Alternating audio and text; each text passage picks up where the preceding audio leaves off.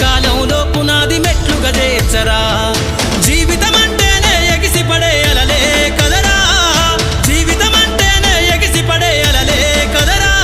ప్రతిరోజు జరిగే మలుపును పాఠంగా నిర్వరా అవకాశాలు అందకపోయినా పకుని పయనం అనుక్షణం నీలో జరగాలి ఓ మేధో మదనం గడిచిపోయిన గతమంతా ఓ అనుభవమే లేరా కదిలే కాలంలో పునాది మెట్లుగా చేర్చరా